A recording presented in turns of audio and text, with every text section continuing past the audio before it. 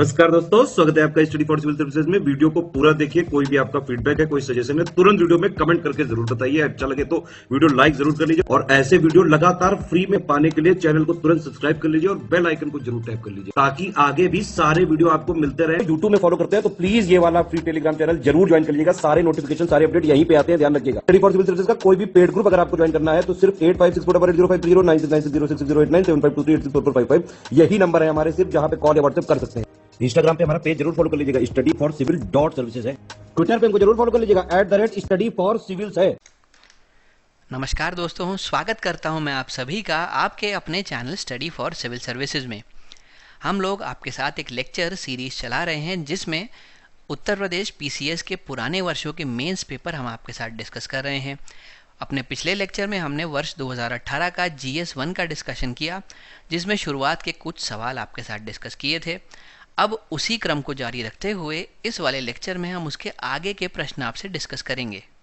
हम लोग एक पैटर्न को यहाँ पे अपनाए हुए हैं। सबसे पहले हम सवाल का एनालिसिस करते हैं। एनालिसिस से मेरा तात्पर्य है उसका विश्लेषण करते हैं, ये समझते हैं कि उस क्वेश्चन में क्या क्या लिखना चाहिए। उसके बाद उसी आधार पे हम लोग एक मॉडल आंसर देखते हैं। उसके बाद उस विषय वस्तु से संबंधित, उस टॉपिक, उस सब्जेक्ट से संबंधित कुछ और एक्स्ट्रा फैक्ट्स देखते हैं जो आने वाले एग्जाम में अगर इससे संबंधित कोई टॉपिक आएगा तो आपका आंसर बनाने में आपकी बहुत मदद कर सकता है। तो दोस्तों, आज का पहला क्वेश्चन और इस सीरीज का 5वां क्वेश्चन है महिलाओं की बदलती परिस्थिति के ऊपर। यहाँ पे हमको ये देखना है किस प्रकार से इंडिया में महिलाओं का स्टेटस बदल रहा है, उनकी परिस्थिति बदल रही है।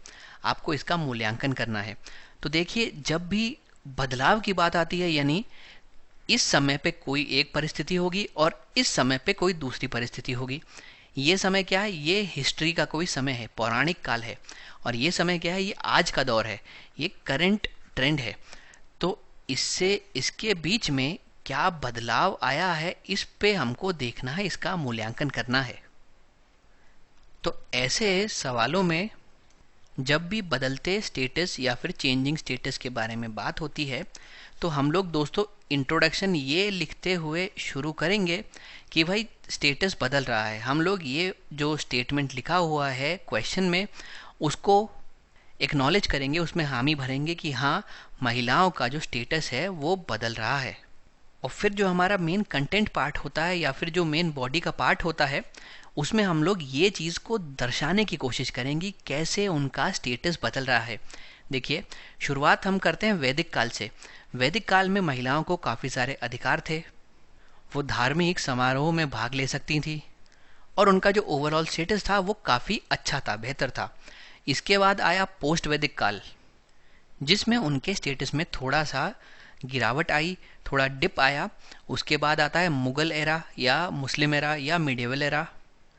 अब यहाँ पे जो प्रतिबंध थे, जो महिलाओं के ऊपर लगाए गए रेस्ट्रिक्शंस थे, उसमें और ज़्यादा बढ़ोतरी हुई।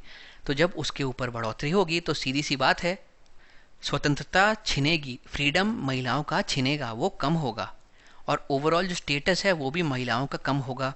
यहाँ पे पर्दा प्रथा जैसी प्रथाओं को बहुत ज़्यादा तवज्जो मिला। फिर इसके बाद आया अंग्रेज़ों का काल, यानी कि ब्रिटिश पीरियड। ब्रिटिश पीरियड में महिलाओं की स्थिति में थोड़ा सुधार आया, उनकी जो स्टेटस था वो बेटर हुआ। इसके पीछे कई सारे कारण थे। सबसे पहले कई लीडर्स यहाँ पे उभर के सामने आए, जैसे कि राजा राम मोहन रॉय, जैसे कि ईश्वर चंद विद्यासागर, और इन लोगों ने अहम भूमिका निभाई महिलाओं की स्थिति में बदलाव लाने के लिए। उसके अलावा यहाँ पे कई सारे संगठन बने, कई ऑर्गेनाइजेशन बनी। ये ऑर्गेनाइजेशन महिलाओं को एक बेहतर जीवन दिलाने के लिए कार्यरत थी। उसके अलावा यहाँ पे कई सारे गवर्नर जनरल हुए जिन्होंने कड़े कदम उठाए, जिन्होंने हमारे लीडर्स के दबाव में आकर सती प्रथा पर पाबंदी लगाई। उसके अलावा विधवा पुनर्विवाह के अधिनियम पारित किए। तो इस प्रकार से ये जो ब्रिटिश एरा था, ये जो अंग्रेज़ों का काल था, इसमें महिलाओं की स्थिति में थोड़ा सा सुधार आया।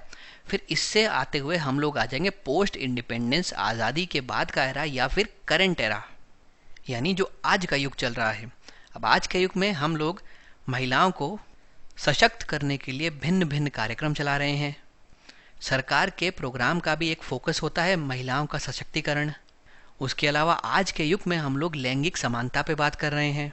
हम लोग ये देख रहे हैं कि महिलाएं इम्पॉर्टेंट पोस्ट्स पे आ रही हैं। प्रधानमंत्री के तौर पे महिला देखी जा रही हैं, राष्ट्रपति के तौर पे देखी जा रही हैं, हर प्रकार की सर्विस में महिलाएं आगे आ रही हैं। यानी कि अब जो ये दौर चल रहा है इसमें इनिशिएटिव इस प्रकार के आ रहे हैं कि एक पुरुष प्रधान समाज को चुनौती दी जा सके, उनको ये बताया जा सके कि महिलाएं पुरुषों से कहीं भी कम नहीं है। तो इस प्रकार जो अब ट्रेंड चल रहा है वो महिला सशक्तिकरण का चल रहा है। तो हमने क्या देखा, हमने देखा शुरू से लेकर अंत तक किस प्रकार से महिलाओं का स्टेटस बदला। और यही बात हमने इंट्रोडक्शन में लिखी थी कि भाई महिलाओं के स्टेटस में बदलाव तो आया है। यहाँ पे मैंने उस चीज़ को दर्शा दिया कि देखो ऐसे ऐसे ऐसे करके महिलाओं के स्टेटस में बदलाव आया है। यहाँ पे मैंने कुछ एग्जाम्पल्स लिख दिए कि वैदिक काल में क्या हुआ, पोस्ट वैदिक में क्या हुआ। मुस्लिम में पर्दा प्रथा जैसी प्रथाएं और ज़्यादा प्रचलित हो गई। ब्रिटिश एरा में अलग अलग लीडर्स आए, सती प्रथा बैन हुई, विडो रीमैरिज के कानून आए। और फाइनली आज के युग में हम लोग महिला सशक्तिकरण पे बात करते हैं, लैंगिक समानता पे बात करते हैं। तो इस प्रकार स्टेटस बदल रहा है। यानी जो इंट्रोडक्शन में लिखा वही कंटेंट में लिख के दिखा दिया। तो अपनी बात मैंने नीचे प्रूव कर दी और इस प्रकार से अपने उत्तर को मैंने पूर्ण किया। अब दोस्तों देखते हैं एक क्वेश्चन में किस प्रकार से इन चीज़ों को लिखा गया है। सबसे पहले अगर एनालाइज करें तो इसमें जो कीवर्ड है वो है इवैल्यूएट या फिर मूल्यांकन करना। तरीका क्या होगा आंसर राइटिंग का, सबसे पहले तो आपको ये कंपेयर करना होगा, इस बात को एक्नॉलेज करना होगा, इस बात को लिखना होगा कि महिलाओं की स्थिति में बदलाव आया है। वो कैसे करेंगे, आप प्राचीन काल में महिलाओं की स्थिति के बारे में उल्लेख करके शुरू कर सकते हैं, फिर उसके बाद धीरे धीरे करके आप वर्तमान स्थिति की ओर बढ़ सकते हैं। और क्योंकि दोस्तों ये क्वेश्चन हमको चेंजिंग स्टेटस के बारे में बताने को कह रहा है, इस वजह से आपको सिर्फ एक आयाम तक अपने आप को सीमित नहीं रखना, आपको अलग अलग पीरियड, अलग अलग टाइम फ्रेम के बारे में बताना है और बताना है उसमें महिलाओं के साथ किस प्रकार व्यवहार किया जाता था, उनका उस समय स्टेटस क्या था। और ये करने से ही आपका उत्तर मजबूत बनेगा।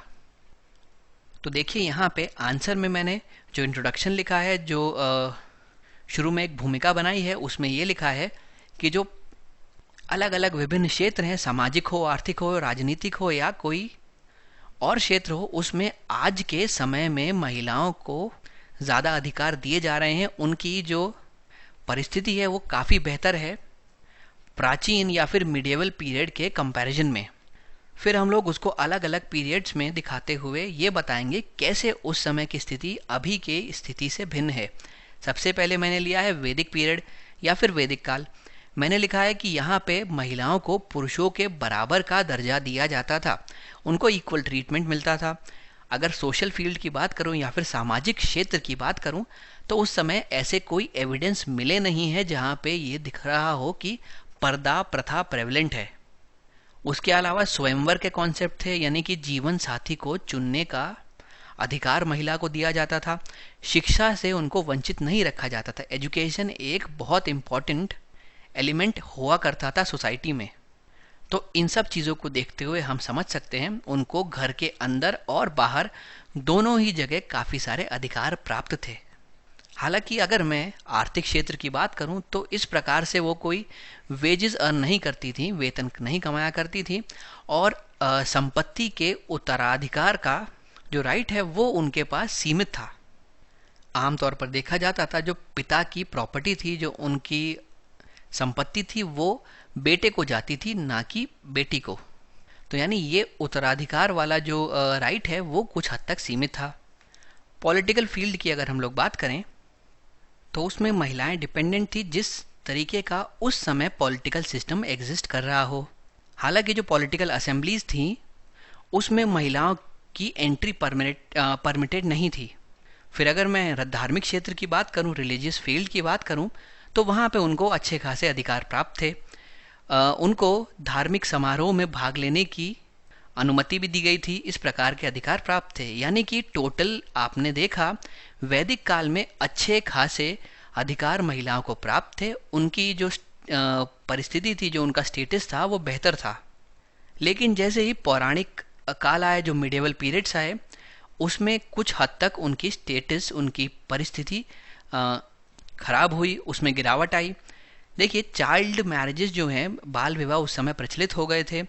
विडो रीमैरिज को प्रोहिबिट कर दिया गया था, यानी कि किसी भी विधवा का पुनर्विवाह उस समय बैन कर दिया गया था।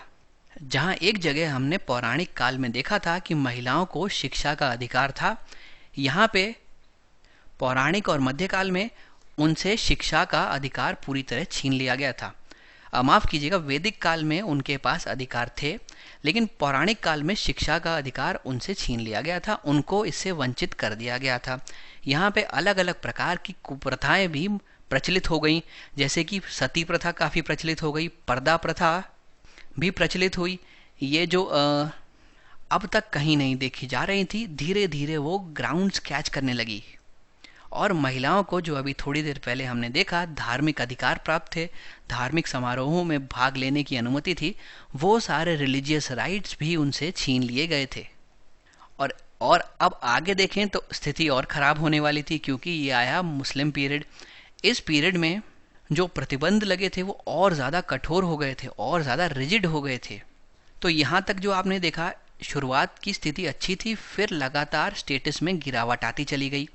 अब भक्ति मूवमेंट से वापस स्टेटस बेहतर होना शुरू हुआ। भक्ति मूवमेंट में आपको अनेकों उदाहरण मिल जाएंगे जहाँ पे महिलाएं भगवान की भक्ति में लीन रहती थी और किसी एक ग्रुप को लीड किया करती थी।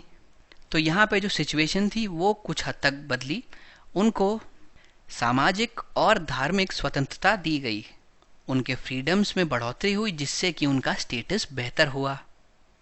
फिर आते हैं हम लोग ब्रिटिश पीरियड पे, यानी ब्रिटिश काल पे। यहाँ पे और सुधार हुआ महिलाओं की परिस्थिति में। क्यों हुआ? क्योंकि कई सारे लीडर्स हमारे सामने आ गए थे। राजा राम मोहन रॉय, ईश्वर चंद्र विद्यासागर और जस्टिस राणा डे। इन प्रबुद्ध नेताओं की भूमिका की वजह से अंग्रेज अधिकारियों पे प्रेशर पड़ा, और उसी प्रेशर के चलते अलग अलग प्रकार के कानून इंट्रोड्यूस किए गए, कानून लाए गए। जैसे विधवा का जो पुनर्विवाह था, उसके लिए अधिनियम लाया गया 1856 में, जिसके तहत अभी थोड़ी देर पहले जो आपने पढ़ा था कि विधवा से पुनर्विवाह के सभी अधिकार छीन लिए गए थे, उसको वापस स्थापित कर दिया गया। वहीं पे थोड़ी देर पहले हमने पढ़ा चाइल्ड मैरिज काफ़ी ज़्यादा प्रेवलेंट हो गई थी, तो अब यहाँ पे बाल विवाह को प्रतिबंधित करने के लिए भी अधिनियम बनाए गए 1929 में। उसके अलावा इसी के अंतर्गत सती प्रथा के उन्मूलन के लिए भी एक एक्ट पास हुआ, जिसमें राजा राम मोहन रॉय का एक बहुत बड़ा योगदान था।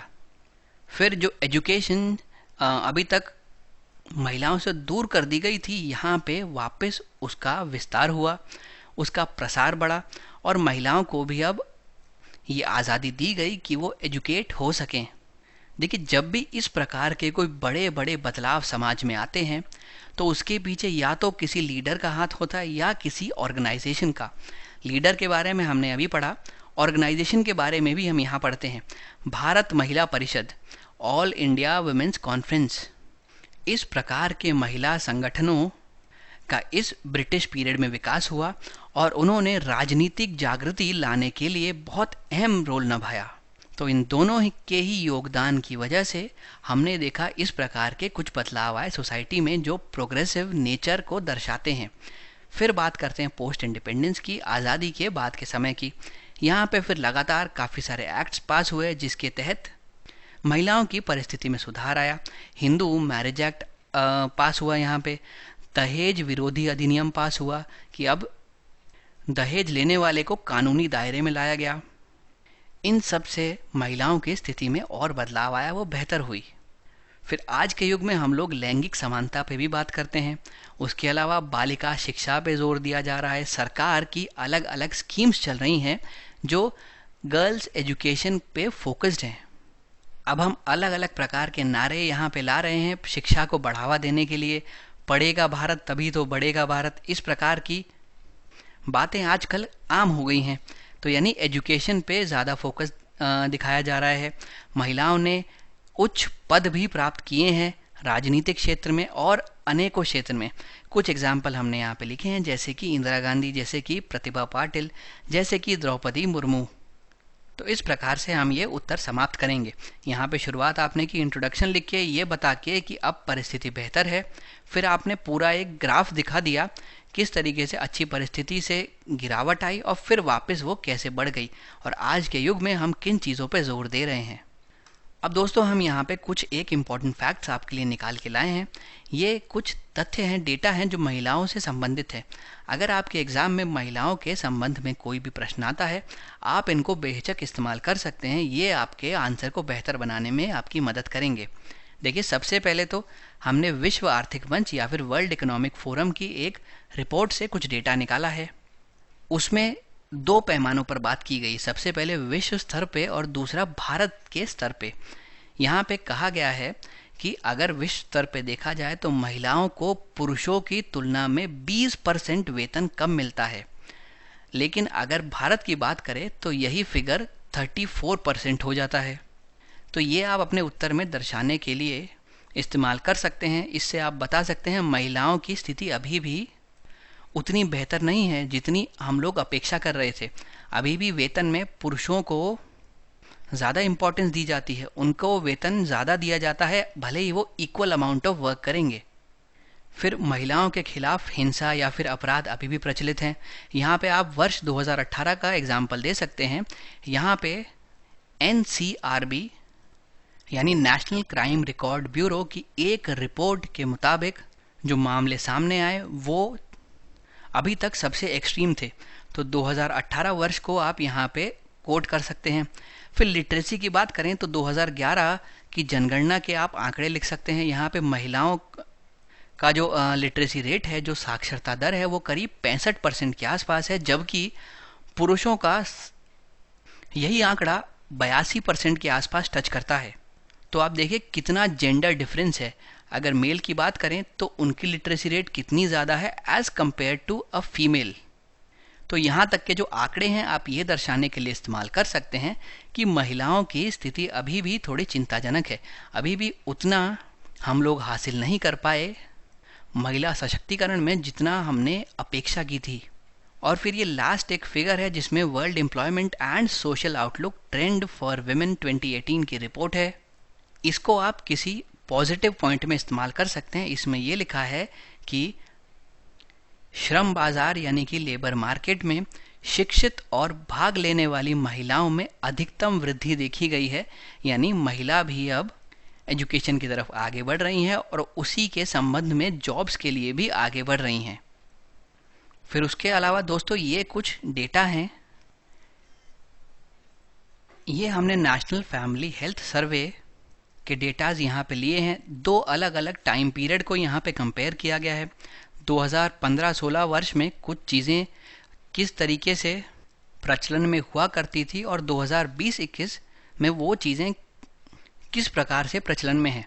तो ये कंपैरिजन वाले डेटा आप अपने किसी भी उत्तर में इस्तेमाल कर सकते हैं। इसमें कुछ पॉइंट आपको ये पॉजिटिव मिलेंगे जिसमें आप दिखा सकते हैं कि महिलाओं की स्थिति सुधरी है, उनका सशक्तिकरण हुआ है। कुछ आपको नेगेटिव पॉइंट मिलेंगे जिसको आप इस्तेमाल कर सकते हैं इन व्यू पॉइंट्स के साथ कि महिलाओं की स्थिति में अभी भी उतना सुधार नहीं हुआ है और अभी भी इम्प्रूवमेंट की गुंजाइश बाकी है। देखिए, जो पहला पॉइंट है वो है participation of married women in house hold decision, यानी एक शादीशुदा महिला के पास अपने घर के संदर्भ में डिसीजन लेने की कितनी पावर है।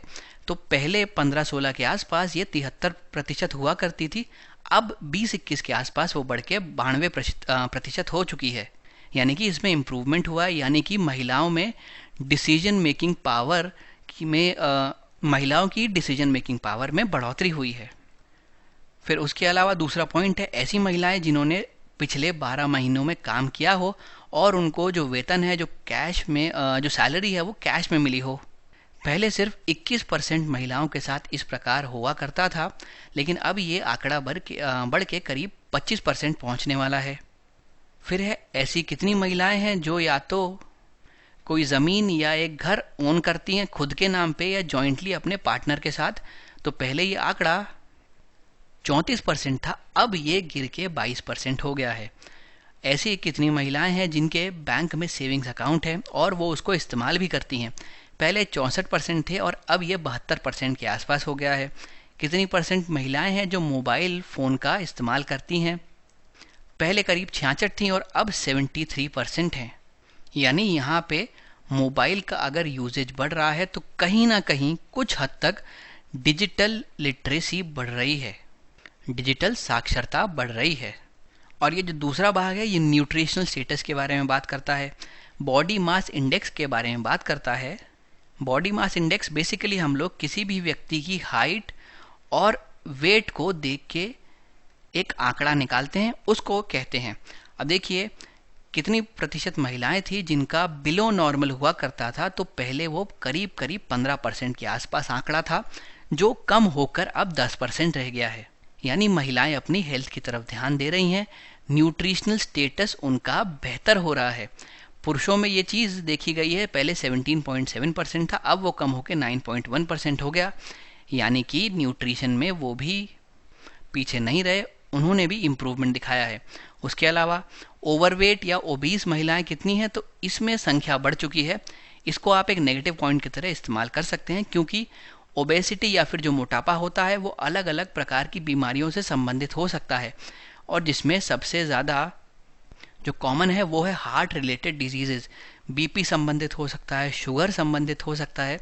तो इसीलिए ये ओबेसिटी बढ़ने की जो बात है, इसको हम आने वाले किसी भी क्वेश्चन में लाइफस्टाइल से भी रिलेट कर सकते हैं। आजकल की लाइफस्टाइल ऐसी हो गई है कि मोटापा बढ़ रहा है, तो इसमें आप ये आंकड़ा रख सकते हैं, तो आपका जो उत्तर है वो और मजबूत हो जाएगा। फिर अगर आउट ऑफ पॉकेट एक्सपेंडिचर देखा जाए तो वो कम हो गया है। आउट ऑफ पॉकेट एक्सपेंडिचर यानी कि अगर मैं किसी भी अस्पताल में जाता हूँ और मेरे 100 रुपये लगते हैं और मैं सरकार की किसी स्कीम के तहत आता हूँ, तो सरकार उसमें से कुछ पैसे देगी। मान लीजिए 20 रुपये देगी, तो 80 रुपये जो मुझे अपनी जेब से देना पड़ेगा वो मेरा आउट ऑफ पॉकेट एक्सपेंडिचर हो जाएगा। ये हमने बहुत कॉमन भाषा में इसको समझने का प्रयास किया। तो देखिए, अगर पहले डिलीवरी के टाइम पे किसी व्यक्ति को 8,500 के आसपास रुपए अपनी जेब से खर्च करने पड़ते थे, तो वो कम होकर अब 2,500 के आसपास हो गए। यानी ये आंकड़ा दर्शाता है कि जो सरकार है वो इस सेक्टर में कदम उठा रही है, इनिशिएटिव्स ले रही है, इंसेंटिव दे रही है कि किसी भी प्रकार से इंस्टीट्यूशनल डिलीवरीज को बढ़ावा दिया जाए, और उसके लिए वो जो ज़्यादातर खर्चा है वो खुद के ऊपर ले रही है। फिर ये 2 आंकड़े हैं इंटरनेट से संबंधित, इनको भी आप देख सकते हैं। पिछली बार 15-16 के आसपास इसके बारे में कोई भी डेटा लिया नहीं गया था, लेकिन अभी लिया गया। हालांकि ज़्यादा इंपॉर्टेंट नहीं है, फिर भी आप अगर चाहे तो कहीं नोट डाउन कर सकते हैं। और ये आखिरी आंकड़ा है, ये बताता है कितने लोग जो हैं एक घर में हेल्थ इंश्योरेंस या किसी फाइनेंसिंग स्कीम में इन्वॉल्व हैं। पहले ये आंकड़ा 15% के आसपास था, अब वो बढ़ के 25% हो गया। यानी कि इंश्योरेंस भी अब धीरे धीरे पेनिट्रेट कर रहा है। तो इस प्रकार से आप ये सभी आंकड़े कहीं ना कहीं अपने उत्तर में इस्तेमाल कर सकते हैं। अब चलते हैं दोस्तों अपने अगले प्रश्न की तरफ। इसमें पूछा गया है जो भी शहरी समस्याएं हैं उनके क्या समाधान हैं, क्या सल्यूशन है अर्बन प्रॉब्लम्स के। तो देखिए दोस्तों, ऐसा जहाँ पे सल्यूशन पूछा जाए वहाँ पे ये तो तय है कि हमको अपने ज़्यादातर आंसर में सल्यूशन की ही बात करनी होगी। तो हम जो इंट्रोडक्शन देंगे वो प्रॉब्लम्स लिख के शुरू कर सकते हैं, क्योंकि इन्हीं प्रॉब्लम्स के समाधान हम यहाँ पे लिखेंगे। तो आप ध्यान रखें, अगर किसी क्वेश्चन में आपसे सल्यूशन पूछा गया हो तो आप इंट्रोडक्शन में आसानी से उससे जुड़ी कुछ समस्याएं, कुछ प्रॉब्लम्स लिख सकते हैं, और फिर अपना जो main part of the answer है वहाँ पे समाधान लिख के अपने उत्तर को पूरा कर सकते हैं। अब यहाँ पे हमसे पूछा गया अर्बन प्रॉब्लम से जुड़ी जो भी समस्याएं हैं उनके सल्यूशन बताइए। तो दोस्तों, जब अर्बन प्रॉब्लम्स के सल्यूशन की बात हो रही है तो इंट्रोडक्शन में आप अर्बन प्रॉब्लम्स का जिक्र करिए। क्या क्या प्रॉब्लम होती हैं? सबसे पहले तो भीड़ भाड़ या फिर बहुत ज़्यादा कंजेशन होता है, कंजेस्टेड एरियाज़ होते हैं। फिर उसके बाद पॉल्यूशन की समस्या होती है। पॉल्यूशन की समस्या से अलग अलग बीमारियां उत्पन्न होती हैं। उसके अलावा वहाँ पे साफ़ सफाई भी उतनी नहीं रह पाती, तो सैनिटेशन की प्रॉब्लम होती है। सैनिटेशन से फिर से बीमारियां उत्पन्न होती हैं। अब अगर किसी व्यक्ति को कोई बीमारी हो गई तो 2-3 चीज़ें होंगी। सबसे पहले तो उसका हेल्थ से संबंधित जो खर्चा है वो बढ़ जाएगा। दूसरी बात ये होगी कि उसकी प्रोडक्टिविटी कम हो जाएगी। अब आप समझिए कि जो कोई व्यक्ति नॉर्मली काम कर सकता है जब वो एकदम हेल्दी हो, तो वो चीज़ वो बुखार में नहीं कर सकता, उसकी एफिशिएंसी कम हो जाएगी, प्रोडक्टिविटी कम हो जाएगी। और जब ये होगा तो जहाँ भी वो नौकरी कर रहा है वो पर्टिकुलर व्यक्ति उसको काम से निकाल देगा, क्योंकि वो अपने प्रोडक्टिविटी के अनुसार कम काम करेगा। तो जॉब चली जाएगी, जॉब चली जाएगी तो फिर पैसा नहीं आएगा। पैसा आप देख रहे हैं यहाँ पे जात हो रहा है लेकिन यहाँ से आ नहीं रहा, तो इससे होगा क्या, वो व्यक्ति जो है वो पॉवर्टी या फिर गरीबी का शिकार हो जाएगा। तो ये कुछ अर्बन प्रॉब्लम्स है जिसका हम लोग जिक्र अपने इंट्रोडक्शन में कर सकते हैं। अब जो main part of the body है जहाँ पे आपको अपना पूरा आंसर लिखना है, इन्हीं प्रॉब्लम के कहीं ना कहीं सोल्यूशन आपको देने हैं। देखिए, सबसे पहले कंजेशन, जो कि किससे संबंधित है, ओवर पॉपुलेशन से। जब कोई भी एरिया ओवर पॉपुलेट हो जाता है, वहाँ पे क्षमता के अनुसार ज़्यादा लोग रहने लगते हैं, तो कंजेशन की समस्या अपने आप बढ़ जाती है। तो इसका समाधान करने के लिए एक बैलेंस स्थापित करना होगा। और किस किस में, एक तो विलेजेस में और दूसरा सिटीज़ में। होगा क्या, सबसे पहले आपको जो गांव है उनको स्मार्ट बनाने की ज़रूरत है, जिससे कि लोग इससे बाहर ना जाएं और माइग्रेशन कम हो, लोग गांव में ही रहें और गांव में ही उनको पर्याप्त आजीविका मिल सके। शहरों की अगर बात करें तो शहरों का जो दायरा है उसको बढ़ाना पड़ेगा, जिससे वो ज़्यादा लोगों को अकोमोडेट कर सके। अब दोस्तों, इसी ओवर पॉपुलेशन से संबंधित एक और प्रॉब्लम है, वो है स्लम्स का निर्माण, झुग्गी झोपड़ियों का निर्माण। और इससे फिर ये हेल्थ रिलेटेड प्रॉब्लम आती है, क्योंकि यहाँ सैनिटेशन की समस्या होती है। तो इसको हम कैसे दूर कर सकते हैं, हम अफोर्डेबल हाउसिंग पे ध्यान दे सकते हैं। सरकारी स्कीम्स ऐसी चलाई जा सकती हैं जो अफोर्डेबल हाउसिंग प्रोवाइड करे, यानी किफ़ायती दाम पे घर प्रोवाइड करे। तो यहाँ पे स्लम्स में रहने वाले लोगों को इन घरों में शिफ्ट किया जा सकता है। ये जो घर होंगे इसमें सैनिटेशन का ध्यान रखा जाएगा। कैसे रखा जाएगा, रेगुलर यहाँ पे चेकअप किया जाएगा। फिर उसके अलावा कुछ बेसिक चीज़ें जैसे कि पानी, जैसे कि आसपास की हवा या एनवायरनमेंट, इन चीज़ों को तो सबसे पहले क्लीन रखना ज़रूरी है। उसके अलावा ये जॉब्स जाने वाली जो प्रॉब्लम है, इसका कैसे समाधान हो सकता है, अगर आप यहाँ पे इस विलेज को स्मार्ट बनाएंगे तो लोग सिटीज़ की तरफ कम आकर्षित होंगे, विलेज में ही उनको जॉब मिल जाएगी, वहीं पे वो अपना आराम से लाइवलीहुड प्राप्त करके जीवन चला सकते हैं। इसके अलावा सैनिटेशन से ही जुड़ी हुई एक और समस्या है, वो है वेस्ट की, कचरे की। तो कचरे को हमको साइंटिफिक डिस्पोजल अपनाने पड़ेंगे, यानी कि उसको इस तरीके से डिस्पोज करना है जो साइंटिफिक वे हो, जिससे ना तो एनवायरनमेंट को किसी प्रकार की हानि पहुंचे, ना ही आसपास रहने वाले लोगों को। और ये जो सब हम लोग पूरी बात कर रहे हैं, इसके लिए जो भी शहरी स्थानीय निकाय हैं, अर्बन लोकल बॉडीज़ हैं, उनको सशक्त करना बहुत ज़रूरी है। कैसे करेंगे, उनको फाइनेंस की पावर दीजिए, उनके हाथ में पैसा दीजिए जिससे कि वो डेवलपमेंट कर सकें। पैसा कैसे, जो फंड ऊपर से आता है वो तो आने दीजिए राज्यों की तरफ से, लेकिन इनको अनुमति दीजिए कि खुद ये म्युनिसिपल बॉन्ड भी जारी कर सकें और उससे आने वाला पैसा ये डेवलपमेंट में लगा सकें।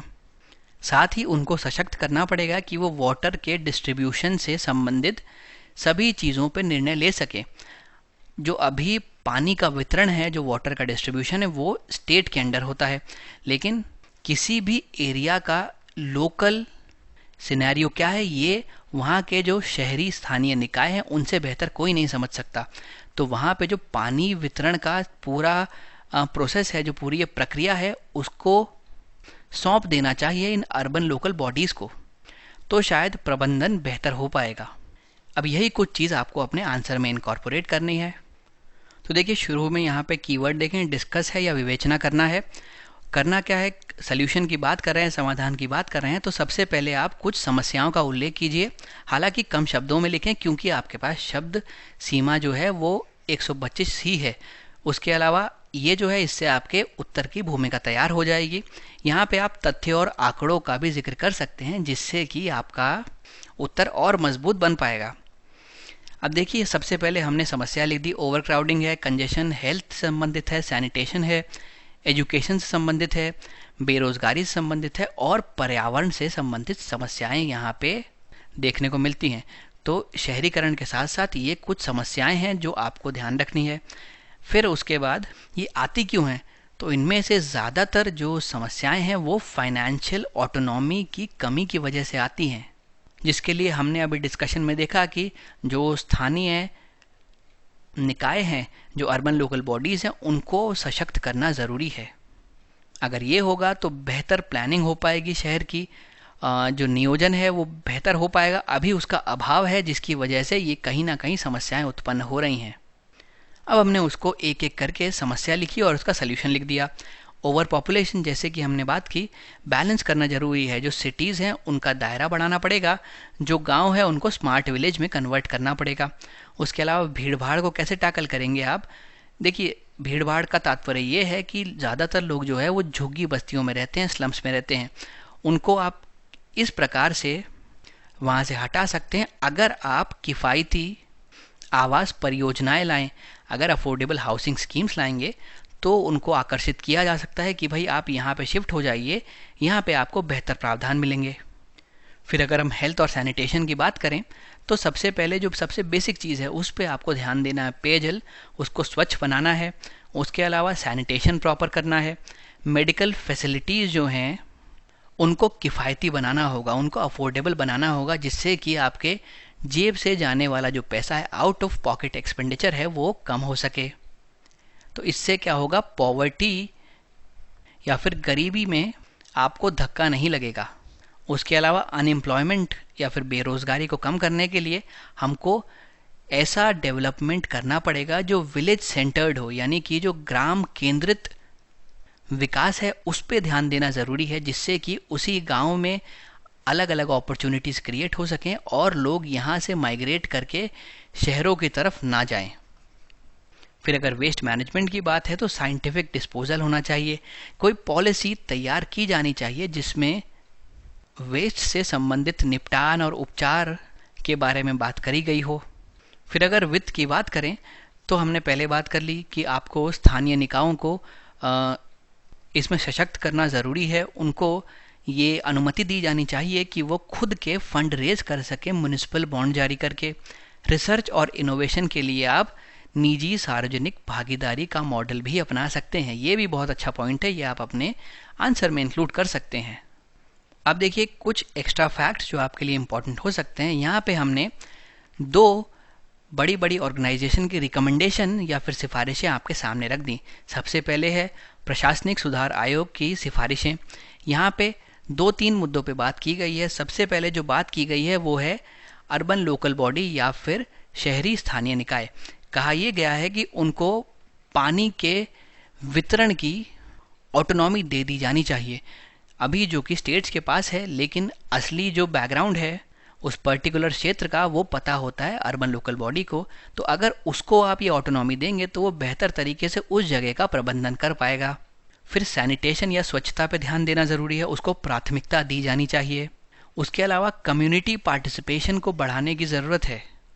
और यहाँ पे एक सिफारिश ये भी दी गई है कि कचरे के संबंधित जो भी निपटान या फिर जो उसके कलेक्शन की बात है उसके लिए आप PPP मॉडल को इस्तेमाल कर सकते हैं, यानी कि सार्वजनिक निजी भागीदारी के मॉडल को इस्तेमाल कर सकते हैं। तो बेहतर और साइंटिफिक तरीके से कचरे का प्रबंधन किया जा सकता है। फिर अगर नीति आयोग की सिफारिशों की बात करें तो नीति आयोग ने यहाँ पे 2 पहलुओं पे बात की है। सबसे पहले तो जो नगर निगम के कर्मचारी है उनको ट्रेनिंग देना ज़रूरी है, उपयुक्त कौशल देना ज़रूरी है।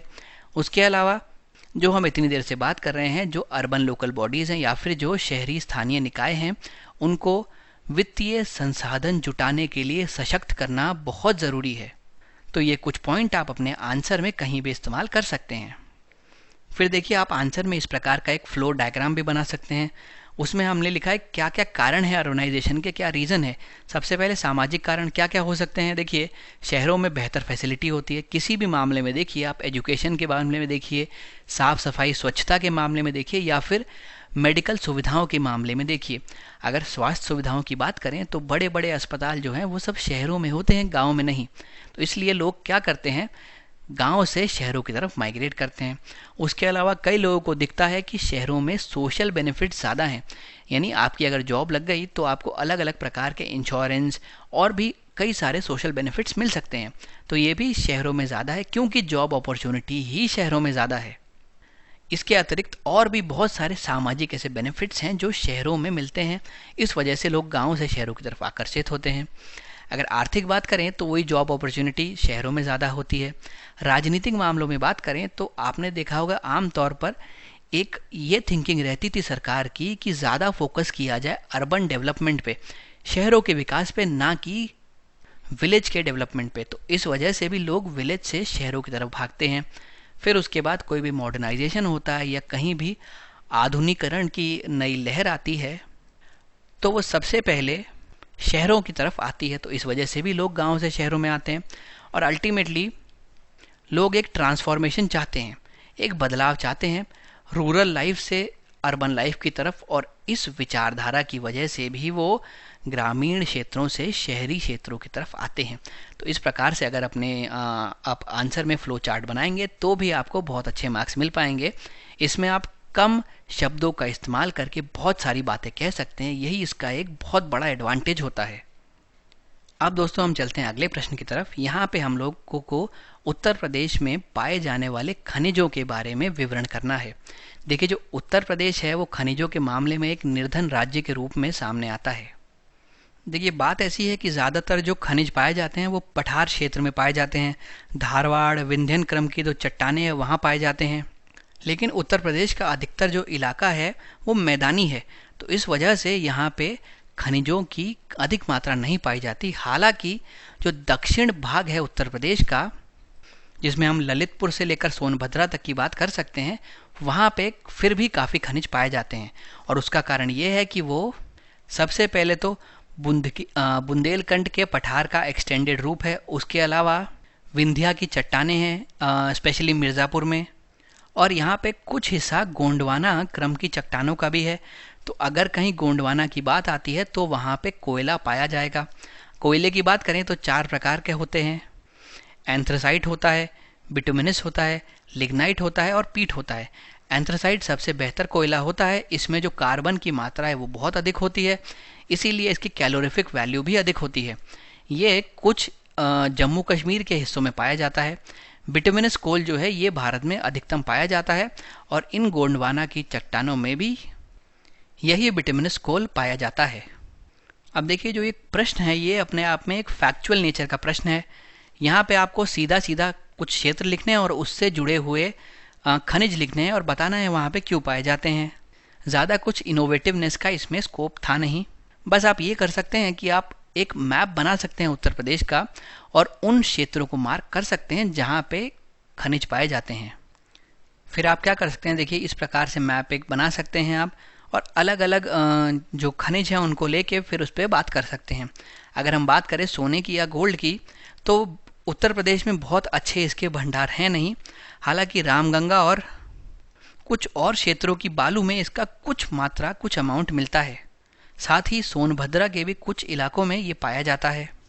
चूना पत्थर की बात करें तो विंध्या क्रम की 2 जो चट्टानें हैं वहाँ पे ये पाया जाता है। तो स्पेशली मिर्ज़ापुर और सोनभद्रा में पाया जाएगा। मिर्ज़ापुर में भी मैं बात करूँ तो कजराहट और रोहतास जो 2 जगह ऐसी हैं जहाँ पे अच्छी मात्रा में चूना पत्थर पाया जाता है। यही कजराहट वो जगह है जहाँ पे डोलोमाइट भी पाया जाता है, और डोलोमाइट जो है उसमें उत्तर प्रदेश की one of the top positions है। अब जो गोंडवाना क्रम की चट्टानें हैं वो यहाँ सोनभद्र के आसपास हैं, तो यहाँ पे कोयला पाया जाता है। कोयला मैंने बताया आपको कौन सा, बिटुमिनस पाया जाता है। इसमें भी अगर स्पेसिफिक बात करें सिंगरौली में ये पाया जाएगा। फिर अगर मैं बांदा की बात करूँ तो यहाँ पे हीरा पाया जाता है, यहाँ पे बॉक्साइट भी पाया जाता है। इसके अलावा बॉक्साइट जो है वो चंदौली में भी पाया जाता है। तो इस तरीके से अलग अलग खनिज लेके आप मैप में भी मार्क कर सकते हैं। यही इसमें एकमात्र इनोवेटिव टेक्निक हो सकती है जो आपको शायद ज़्यादा कुछ मार्क्स दिला सके। तो देखिए, जब हम इस उत्तर की तरफ आते हैं तो हमने शुरुआत ये कह के की है कि उत्तर प्रदेश के दक्षिणी इलाकों में जहाँ पे विंध्यन चट्टानें हैं वहाँ पे आपको खनिज मिलते हैं। हालांकि माइनर मिनरल्स या फिर लघु खनिज जो हैं वो पूरे राज्य में पाए जाते हैं, पर उनकी ज़्यादा इंपॉर्टेंस नहीं है, उस पर ज़्यादा हम लोग डिस्कस भी कम करेंगे। फिर एक एक करके हम लोग खनिज लेते हैं, जैसे कि लाइमस्टोन है, चूना पत्थर है, मिर्ज़ापुर के कुछ इलाकों में पाया जाता है, सोनभद्रा के कुछ इलाकों में जैसे कि कजराहट में पाया जाता है। डोलामाइट है तो हमने देखा मिर्ज़ापुर में पाया जाता है, सोनभद्रा में पाया जाता है, बांदा जिले में भी पाया जाता है। कांच बालू की बात करें या ग्लास सैंड की बात करें तो इलाहाबाद जिले में कुछ क्षेत्र हैं जहां पाया जाता है। बांदा जिले में भी करवी है जहां पाया जाता है। मऊ में पाया जाता है। मार्बल की बात करें, मिर्ज़ापुर सोनभद्रा में पाया जाता है। बॉक्साइट की बात करें, बांदा जिले में पाया जाता है, उसमें भी राजगेवा में पाया जाता है। फायर क्ले की हम लोग बात करें तो मिर्ज़ापुर जिले के बंसी इलाके, मकरीखो क्षेत्र में पाया जाता है। यूरेनियम बुंदेलखंड के ललितपुर जिले में पाया जाता है, ये इंपॉर्टेंट है। उसके अलावा बेराइट और एड्यूलोसाइट की बात करें तो ये भी मिर्ज़ापुर और सोनभद्र जिलों में ही पाया जाता है। राज्य में कुछ और मिनरल भी पाए जाते हैं, जैसे कि बलुआ पत्थर, कंकड़, रे, नमक, मोरंग, रेत और अन्य लघु खनिज, एंडेल्यूसाइट, डायस्पोर जो कि आर्थिक खनिज की कैटेगरी में आते हैं, कोयला, pyrophyllite, rock phosphate, China clay. उसके अलावा sillimanite, iron ore, brick clay, stone basalt. तो ये हमने जो भी उत्तर प्रदेश में खनिज पाए जाते हैं उनका एक शॉर्ट नोट तरीके से लिख दिया है, एक टिप्पणी लिख दी है। और मैक्सिमम जैसे मैंने आपको बताया, आप एक मैप भी ड्रॉ कर सकते हैं, उससे आपका उत्तर थोड़ा और बेहतर हो सकता है। अब दोस्तों चलते हैं हम अपने अगले प्रश्न की तरफ। यहाँ पे स्मार्ट सिटी के जो कोर एलिमेंट्स हैं इंफ्रास्ट्रक्चर से संबंधित, उनके बारे में क्वेश्चन में पूछा गया है। आपको बताना है स्मार्ट सिटी के विकास हेतु इस प्रकार के कौन कौन से तत्व हैं। यहाँ पे कीवर्ड एन्यूमरेट दिया गया है, या फिर बताएं, जो कि खास कोई कीवर्ड है नहीं। एन्यूमरेट यहाँ पे आपको ध्यान रखना है, उसमें भी आपको नॉर्मल बताना है, बस कुछ खास करना नहीं है। तो क्योंकि यहाँ पे स्मार्ट सिटी मिशन की बात की गई है, तो अपना उत्तर शुरू करने पर इंट्रोडक्शन में आप स्मार्ट सिटी मिशन के क्या उद्देश्य हैं या फिर उसका क्या बैकग्राउंड है, ये आप लिखकर अपना उत्तर शुरू कर सकते हैं। आप बता सकते हैं स्मार्ट सिटी मिशन कब शुरू किया गया या इसके शुरू किए जाने के पीछे उद्देश्य क्या थे। इस प्रकार से आपकी यहाँ पे एक भूमिका बन जाएगी, क्योंकि अल्टीमेटली पूछा ये गया है कि स्मार्ट सिटी के संदर्भ में क्या क्या इंफ्रास्ट्रक्चर एलिमेंट्स हैं। तो इसके लिए स्मार्ट सिटी के बारे में लिखना इसकी भूमिका बना देगा। और एक बार इस तरीके से आपने उत्तर शुरू कर दिया तो जो पूछा गया है वहाँ पे आप डायरेक्टली आ सकते हैं। यहाँ पे आप लिख सकते हैं जो भी कोर इंफ्रास्ट्रक्चर एलिमेंट्स हैं। तो देखिए, शुरू मैंने इस प्रकार से किया है कि स्मार्ट सिटी मिशन क्यों लाया गया था, उसके पीछे उद्देश्य ये थे कि शहरों को मुख्य बुनियादी ढांचा प्रदान किया जा सके, कोर इंफ्रास्ट्रक्चर प्रदान किया जा सके और वहाँ के नागरिकों को, सिटीजन्स को एक अच्छी decent quality of life provide की जा सके, एक क्लीन एनवायरनमेंट प्रोवाइड किया जा सके जो कि सस्टेनेबल भी हो, और स्मार्ट सॉल्यूशंस उस पर्टिकुलर सिटी में लाए जा सके, उनको वहाँ पे लागू किया जा सके। तो ये कुछ मैंने उद्देश्य लिखे हैं। आप इसके अलावा स्मार्ट सिटी मिशन कब शुरू हुआ ये भी लिख सकते हैं, या फिर स्मार्ट सिटी मिशन शुरू होने की नौबत क्यों आई, उससे पहले क्या समस्याएं थी जो स्मार्ट सिटी मिशन लाया गया। इस तरीके से 3-4 पॉइंट बन जाते हैं जो लिखकर आप अपने उत्तर का इंट्रोडक्शन शुरू कर सकते हैं। फिर हमने यहाँ पे लिखा है कि जो पूरा फोकस है स्मार्ट सिटी का वो है सस्टेनेबल और इंक्लूसिव डेवलपमेंट पे, समावेशी विकास पे, हर व्यक्ति की भलाई हो, सबका कल्याण हो, सब लोगों को सारी सुविधाएं मिले, सब संसाधन मिले, इस प्रकार के विकास पे हम लोग फोकस यहाँ पे करते हैं। अब क्या क्या एलिमेंट्स हैं जो इसके कोर, जो इसके मुख्य तत्व बन सकते हैं। सबसे पहले तो सुनिश्चित बिजली की आपूर्ति, assured electric supply, adequate amount में आपको वाटर की सप्लाई मिले। फिर सैनिटेशन हो, जहाँ पे सबसे इम्पोर्टेंट है सॉलिड वेस्ट का सही से मैनेजमेंट हो। इसका प्रबंधन बहुत ज़रूरी है, क्योंकि अगर प्रबंधन नहीं होगा तो हेल्थ समस्याएं पैदा होंगी, तो गंदगी की मात्रा बढ़ेगी। उसके अलावा ड्रेनेज से संबंधित समस्याएं पैदा होंगी, तो काफ़ी सारी समस्याएं आ सकती हैं। तो इसका सही से मैनेजमेंट, साइंटिफिक मैनेजमेंट बहुत ज़रूरी है। उसके अलावा गरीबों के लिए किफ़ायती आवास की उपलब्धि होनी चाहिए, अफोर्डेबल हाउसिंग प्रेजेंट होनी चाहिए, पब्लिक ट्रांसपोर्ट का यूजेज बढ़ना चाहिए और वो भी एफिशिएंट होना चाहिए। जो गवर्नेंस है, जो वहाँ का शासन है, वो सिटीजन्स की तरफ केंद्रित होना चाहिए। उसके अलावा उसमें सिटीजन्स की मुख्य भूमिका होनी चाहिए, उनका पार्टिसिपेशन होना चाहिए, और हम लोग इलेक्ट्रॉनिक फॉर्म में गवर्नेंस को ला सकें, इस पे हम लोग जोर देंगे। क्योंकि जब भी कोई चीज़ इलेक्ट्रॉनिक फॉर्म में आएगी तो कहीं ना कहीं से ट्रांसपेरेंसी ज़रूर बढ़ेगी, यानी पारदर्शिता बढ़ेगी, और करप्शन जैसे अन्य मामले कम होने की गुंजाइश बढ़ जाती है।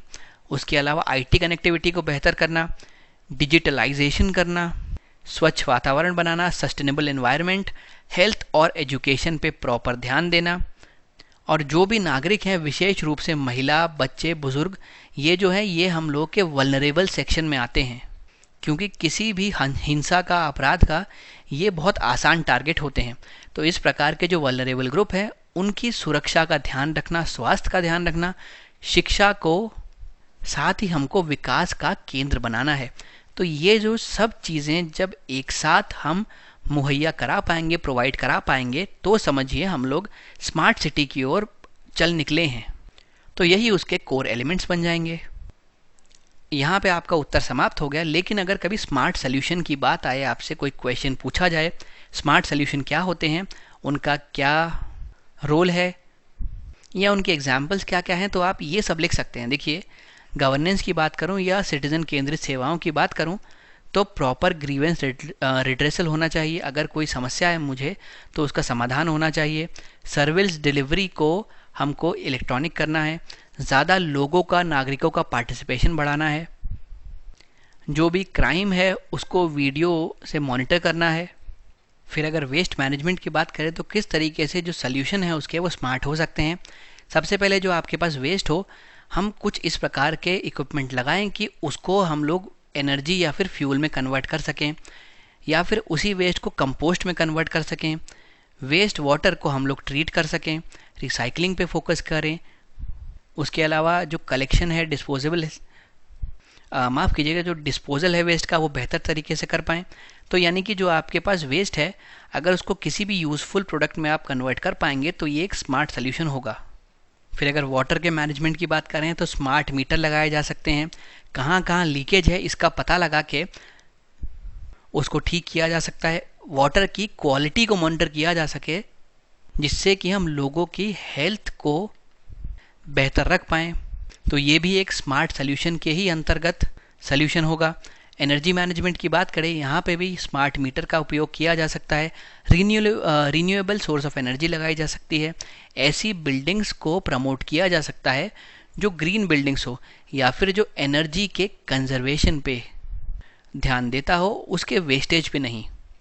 फिर और कुछ अर्बन मोबिलिटी की बात करें तो पार्किंग स्मार्ट होनी चाहिए, ट्रैफिक मैनेजमेंट बेहतर होना चाहिए, पब्लिक ट्रांसपोर्ट का ज़्यादा इस्तेमाल किया जाना चाहिए, अलग अलग मोड्स ऑफ ट्रांसपोर्ट एक साथ अवेलेबल होने चाहिए।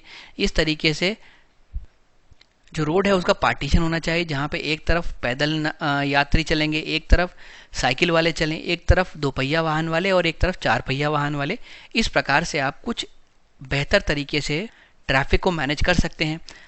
और अगर कुछ देखें तो टेली मेडिसिन सर्विसेज, जिसने अभी कोविड के दौरान बहुत ज़्यादा इम्पोर्टेंस गेन की है। टेली एजुकेशन, ये भी बहुत हाइप पे चला गया था कोविड की वजह से। इंक्यूबेशन सेंटर्स या फिर स्किल डेवलपमेंट सेंटर्स का निर्माण, तो ये सब मिला जुला के हम लोग स्मार्ट सॉल्यूशंस में काउंट करेंगे। अब दोस्तों, इससे संबंधित हम लोग एक और स्कीम देखते हैं, जो है प्रधानमंत्री आवास योजना। इसमें 2 भाग है, एक तो अर्बन यानी शहरी और एक ग्रामीण। दोनों को ही हम यहाँ पे देखेंगे। इम्पॉर्टेंट ये है क्योंकि पहले इसमें प्रोविज़न रखा गया था कि सभी लोगों को हाउसिंग या फिर आवास प्रदान करने हैं 2022 तक। हालांकि अब ये टारगेट आगे सरका दिया गया है। ये आपको न्यूज़ में देख के मुझे बताना है, कमेंट सेक्शन में लिख के, कि अब इसका क्या टारगेट रखा गया है। हालांकि क्योंकि पहले इसका 2022 वर्ष रखा गया था, तो संभावना है कि ये आपके एग्ज़ाम के लिए इम्पोर्टेंट हो जाए।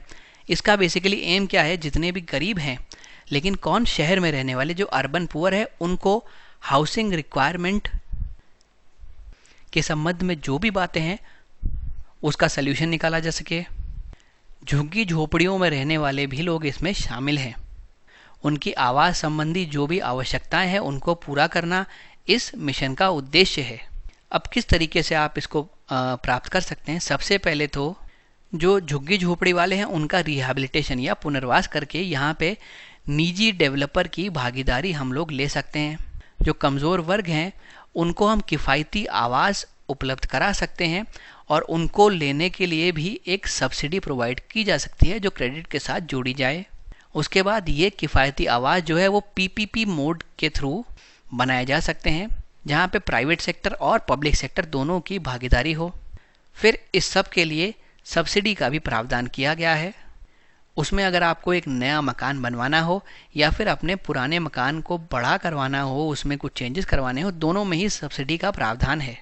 अगर हम घर का स्वामित्व देखें, ओनरशिप देखें, तो सबसे इम्पोर्टेंट बात यह है कि ये फीमेल मेंबर के नाम पे होगा या फिर जॉइंट नेम पे होगा, यानी फीमेल मेंबर का नाम होना उसमें बहुत इंपॉर्टेंट है। ये महिला सशक्तिकरण की तरफ इस स्कीम का झुकाव दिखाता है।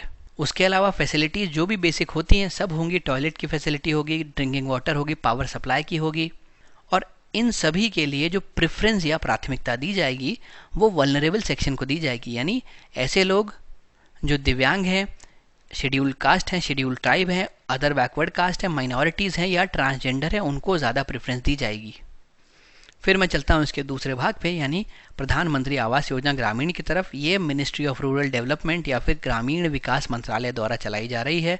इंदिरा आवास योजना को पुनर्गठित किया गया था और बाद में उसका नाम बदल के प्रधानमंत्री आवास योजना ग्रामीण रखा गया था। उद्देश्य ये था कि 2024 तक, यहाँ पे ध्यान रखिएगा 2024 डेडलाइन दी गई है, तब तक सभी बेघर परिवारों या फिर ऐसे लोग जो कि कच्चे पक्के घर में रह रहे हैं, उन लोगों को मूलभूत सुविधाओं से युक्त एक पक्का मकान उपलब्ध कराया जा सके। और कब टारगेट है? 2024 तक कराना है। तो आपको ध्यान रखना है इसमें हाउसलेस यानी कि बेघर भी इन्वॉल्व हैं और ऐसे लोग जिनका कच्चा मकान है वो भी इन्वॉल्व हैं। तो इस अनुसार हमने अगर कुछ टारगेट के तौर पे आंकड़ा निकाला तो है 2024 तक हमको करीब 3 करोड़ के आसपास घर उपलब्ध कराने पड़ेंगे। यहाँ पे जो भी मजदूर काम में लिए जाएंगे वो ग्रामीण इलाकों से लिए जाएंगे और उनको पहले ट्रेनिंग दी जाएगी। तो इससे अगर वो एक बार ट्रेन हो गए तो उनका स्किल डेवलपमेंट होगा, उनके कौशल का विकास होगा और वो कहीं और भी जॉब, एम्प्लॉयमेंट, रोज़गार लेने में सक्षम हो पाएंगे।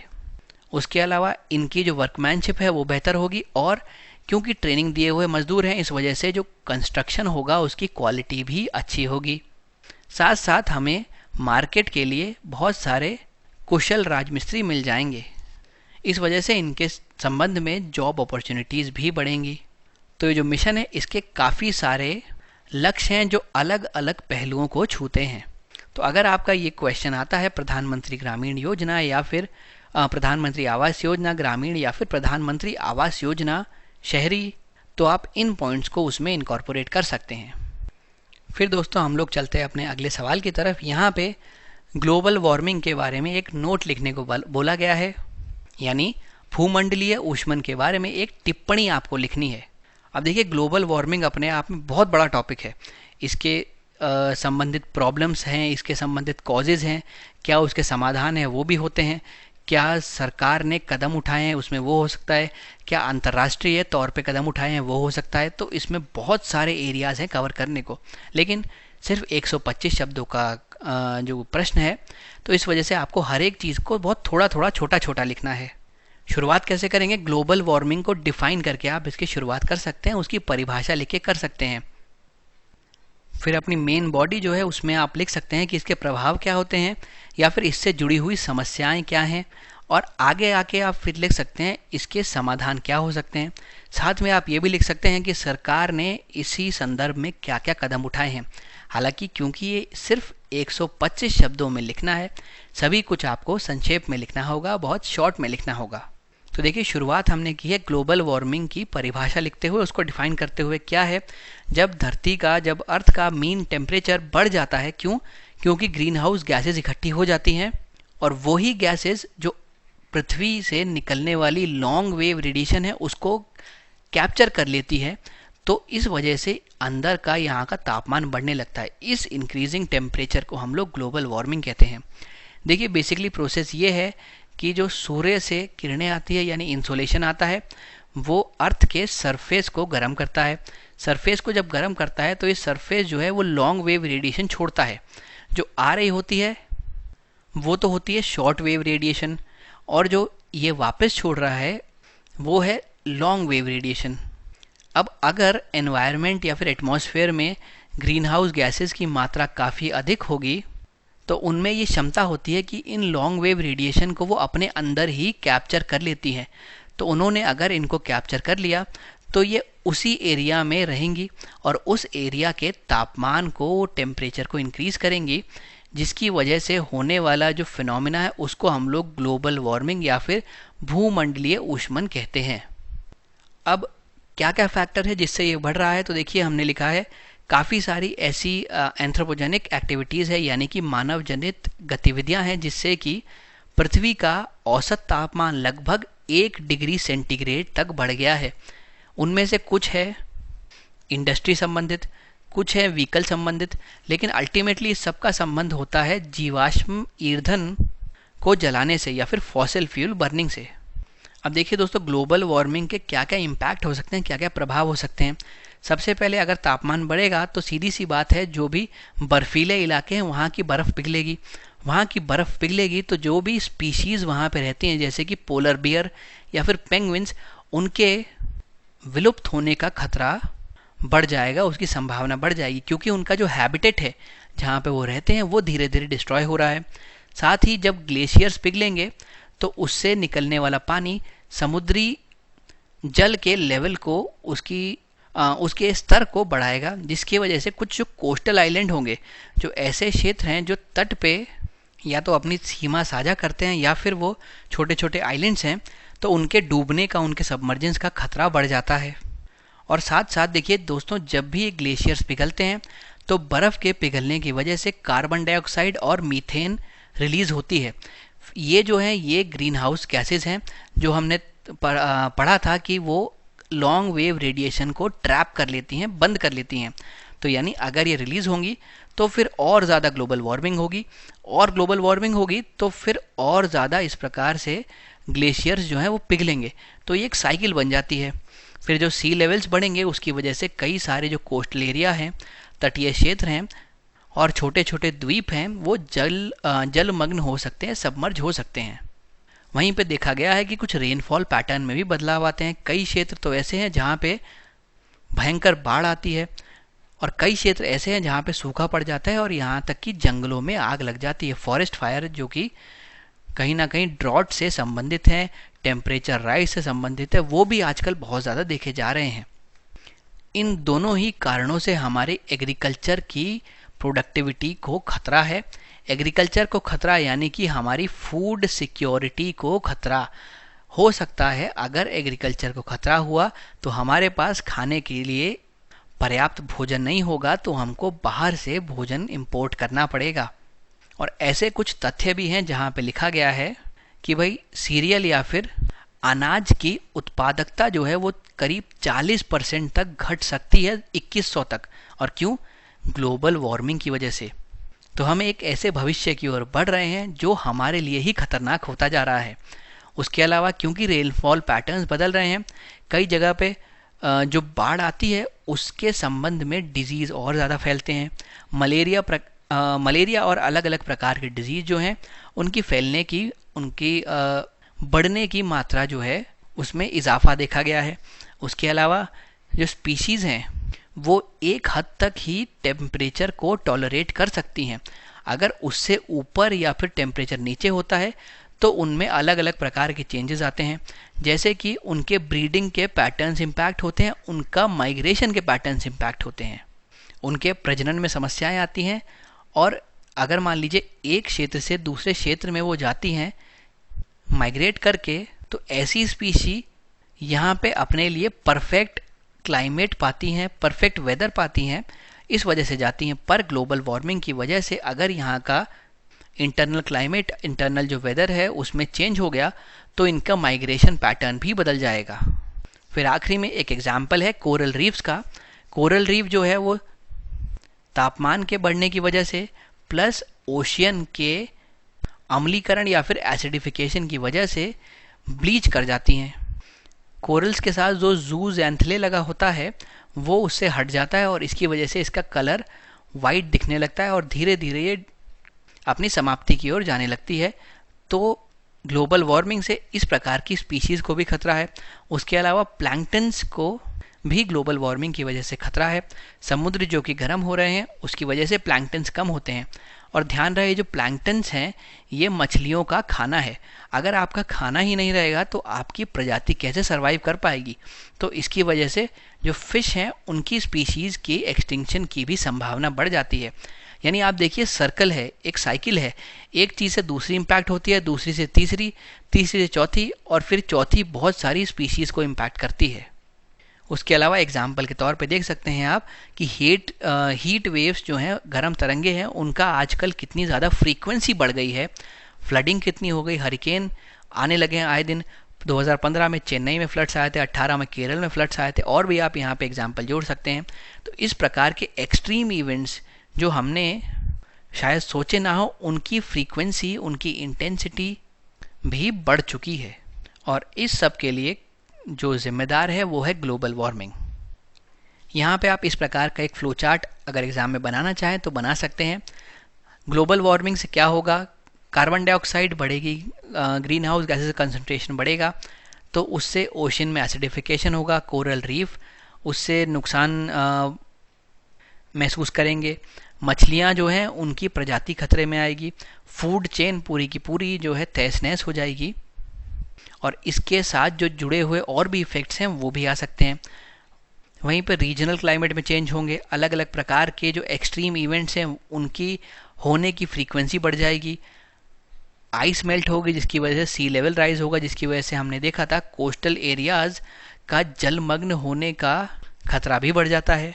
तो हमको करना क्या चाहिए, हमको पेड़ लगाने चाहिए, अफॉरेस्टेशन करना चाहिए, हमको रिन्यूएबल एनर्जी पर डिपेंड होना चाहिए, फॉसिल फ्यूल को कम से कम इस्तेमाल करना चाहिए, एनर्जी की एफिशिएंसी बढ़ानी चाहिए, उसके कंजर्वेशन पे, उसकी एफिशिएंसी पे बात करनी चाहिए, उसको वेस्ट नहीं करना चाहिए, धीरे धीरे इलेक्ट्रिक व्हीकल की तरफ बढ़ना चाहिए। पेट्रोल और डीजल जो हैं वो भी पोल्यूशन को बढ़ाने का एक कारक है।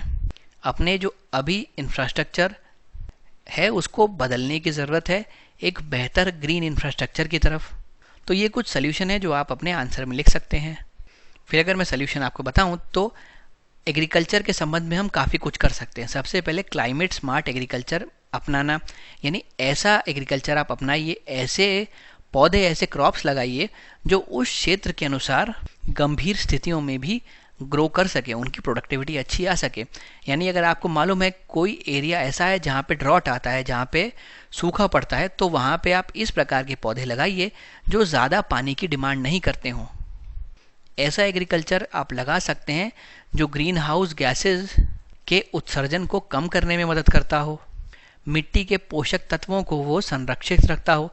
तो ये होता है जलवायु स्मार्ट कृषि या फिर एग्रीकल्चर ऐसा जो कि क्लाइमेट स्मार्ट हो। उसके अलावा सस्टेनेबल फार्मिंग करनी चाहिए, हमको एग्रो फॉरेस्ट्री पे ध्यान देना चाहिए। यहाँ पे अगर आप एग्रीकल्चर कर रहे हैं तो इसके चारों तरफ आप इस प्रकार से पेड़ उगा सकते हैं। तो ये एग्रो फॉरेस्ट्री यानी फॉरेस्ट्री और एग्रीकल्चर साथ में चल रहा है। ट्रेडिशनल क्रॉप्स पे अपना रिलायंस बढ़ाना होगा, उन पे हमको निर्भरता दिखानी होगी, बढ़ानी होगी। मिलेट्स जैसे कि बाजरा, ये इस प्रकार के फसल हैं जो कि कम पानी में भी अच्छे से उग सकती हैं, अच्छा प्रोडक्शन दे सकती हैं, तो उनको पुनर्जीवित करना आवश्यक है।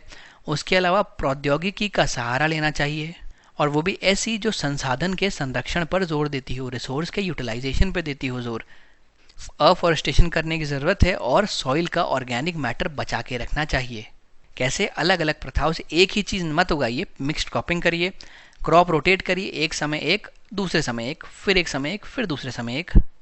और मल्चिंग या फिर क्रॉप कवर, मल्चिंग से आप सॉइल का जो आपके मिट्टी है, जो मृदा है, उसका जो मॉइस्चर है उसको प्रोटेक्ट कर सकते हैं। फिर सरकार ने कुछ कदम उठाए, जैसे कि कोयले पे एक सेस लगाया गया, स्वच्छ ऊर्जा उपकर। उसके अलावा एक कोष बनाया गया जो ये यहाँ से सेस आता, वो इस कोष में जाता, वो फिर ग्रीन एनर्जी के लिए इस्तेमाल किया जाता था। उसके अलावा लगातार हम लोग सोलर प्रोजेक्ट्स पे फोकस कर रहे हैं, अलग अलग सोलर पार्क्स बना रहे हैं, रिन्यूएबल एनर्जी के हमने टारगेट फिक्स कर रहे हैं, हमने अपने intended nationally determined targets fix करे हैं। तो ये सब चीज़ें आप यहाँ पे लिख सकते हैं। इंटरनेशनल स्टेप्स में आप अलग अलग एग्जाम्पल दे सकते हैं। क्योतो का दे दीजिए, REDD+ का दे दीजिए, जहाँ पे हम लोग अफॉरेस्टेशन या फिर वन रोपण पे बात करते हैं। IPCC की एस्टैब्लिशमेंट की बात कर सकते हैं। तो ऐसे यहाँ पे आप अनेकों एग्जाम्पल दे सकते हैं।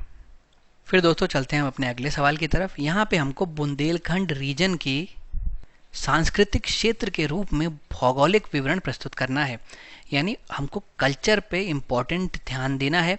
बुंदेलखंड क्षेत्र की हम बात कर रहे हैं, गिवन अकाउंट है या फिर विवरण प्रस्तुत करना आपको पड़ेगा यहाँ पे, तो उसमें आपको बुंदेलखंड लेना है और उससे संबंधित उसमें जो भी कल्चर वाली चीज़ें हैं उसके बारे में विवरण कीजिए।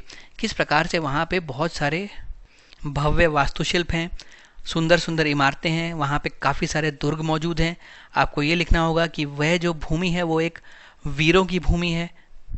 आप यहाँ पे बुंदेला और चंदेला की बात लिख सकते हैं। फिर आप उसमें शामिल होने वाले कुछ क्षेत्रों के बारे में बताएं, जैसे कि ओरछा में लिख सकते हैं कि एक सांस्कृतिक नगरी है, इसमें भी भव्य इमारतें हैं, इसमें वास्तुशिल्प है। आप खजुराहो की बात कर सकते हैं कि वो एक अपने आप में शिल्पग्राम है। झांसी इत्यादि की बात कर सकते हैं यहाँ पे। उसके अलावा कल्चर से संबंधित आप यहाँ पे लैंग्वेज का अगर आपको कोई आइडिया हो तो लिख सकते हैं। उसके अलावा आप यहाँ डांस के बारे में लिख सकते हैं। तो बेसिकली आपको ज़्यादा कुछ करना नहीं। फिर से ये जो क्वेश्चन है ये एक फैक्चुअल नेचर का क्वेश्चन है। यहाँ पे आप शुरुआत करें बुंदेलखंड रीजन के एक जनरल इन्फॉर्मेशन को देके, ये लिखिए कि ये जो भूमि है ये वीरता, साहस, देशभक्ति का प्रतीक है। उसके अलावा यहाँ के कुछ जोग्राफिकल फीचर्स के बारे में बात करें। बाद में इन जोग्राफिकल फीचर को आप वहाँ के सांस्कृतिक महत्व से जोड़ दें। अब देखिए, शुरुआत हमने की है बुंदेलखंड के बारे में लिख के कि ये इतने क्षेत्रफल में फैला हुआ है, 7 जिले उत्तर प्रदेश के और 6 मध्य प्रदेश के ये अपने अंदर समाता है। उसके अलावा फिर हमने जोग्राफिकल फीचर्स की बात की है कि भाई ये इंडो गैंगटिक प्लेन और नीचे विंध्या की चट्टानें इसके बीच में पड़ने वाला क्षेत्र है। इस क्षेत्र में अलग अलग प्रकार की नदियाँ बहती हैं, जैसे कि हमने लिखा है सिंध, बेतवा, केन और चंबल, जो कि अंत में जाके मिलती है यमुना से। और यमुना का एक कल्चरल सिग्निफिकेंस है, एक सांस्कृतिक महत्व है इस क्षेत्र के संदर्भ में, तो ये लिख सकते हैं। उसके अलावा यहाँ पे विंध्या का जिक्र कर सकते हैं। तो यहाँ तक हमने जोग्राफिकल फीचर के बारे में बात कर ली। क्योंकि प्रश्न पूरी तरह इसके ऊपर नहीं है, प्रश्न सांस्कृतिक तत्वों के बारे में पूछता है, तो हमें इसको शॉर्ट में लिखना था, वो हमने लिख दिया। अब बात करते हैं इसके सांस्कृतिक तत्वों की कि भाई ये जो क्षेत्र है ये राजाओं की गौरवशाली कहानियों से भरा हुआ है। ये वीरता का प्रतीक है, साहस का प्रतीक है, देशभक्ति का प्रतीक है। यहाँ पे बुंदेला और चंदेला दोनों ही शासकों ने रूल किया है।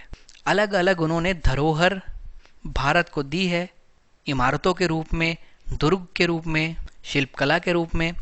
तो एग्जाम्पल के तौर पे आप खजुराहो के मंदिर लिख सकते हैं, ओरछा के किले लिख सकते हैं, ओरछा के मंदिर, पन्ना का राष्ट्रीय उद्यान लिख सकते हैं। तो यानी एक बेसिक आपने आइडिया दे दिया। उसके अलावा फिर नृत्य की बात करें तो यहाँ पे बधाई, राय, सायरा, आल्हा, जवारा, अखाड़ा, शैतान, धिमराई, इस प्रकार के कुछ नृत्य भी पाए गए हैं।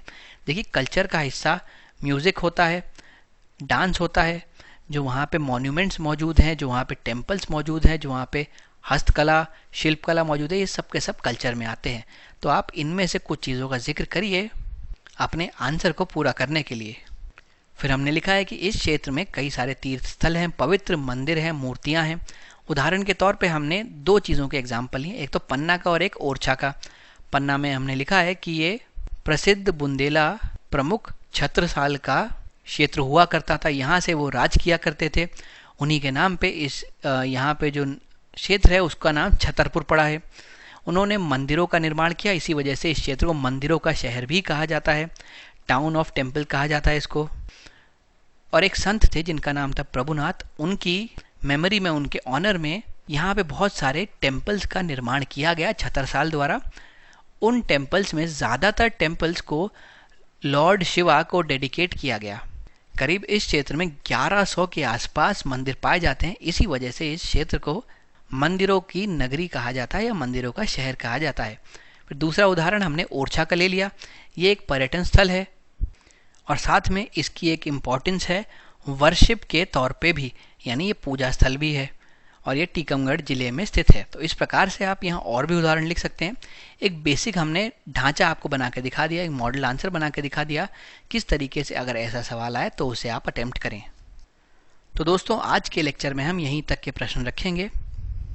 मैं उम्मीद करता हूँ इस सीरीज से आपको फ़ायदा हो रहा होगा और हमारे आंसर्स में से कुछ चीज़ें निकाल के आप अपने उत्तर को और बेहतर बना पाएंगे।